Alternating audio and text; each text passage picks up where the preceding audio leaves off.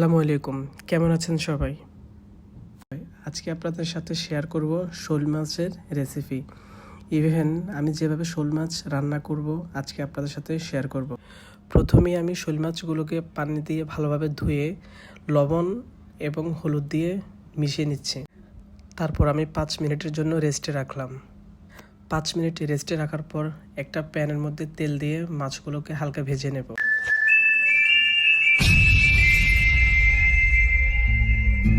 মাছগুলো আমার ভাজা শেষ।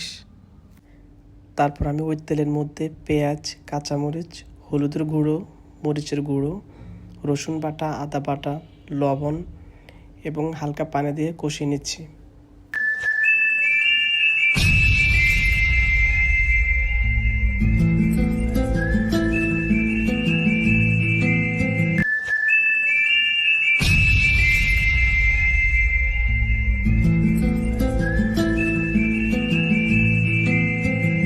মশলাগুলো কষানোর পরে আমি দিয়ে দিচ্ছি টমেটো হালকা কষানোর পরে দিয়ে দিচ্ছি শোল মাছগুলোকে হালকা নেড়ে 5 মিনিটের জন্য ঢাকনা দিয়ে রাখলাম।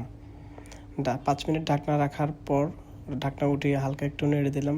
নেড়ে দেওয়ার পরে এই যে হচ্ছে ফাইনাল লুক। দিয়ে দিলাম সর্বশেষ ধনিয়া পাতার ফ্লেভার আমার কাছে খুবই ভালো লাগে। তো সবাই ভালো থাকবেন। আল্লাহ হাফিজ, আসসালামু আলাইকুম।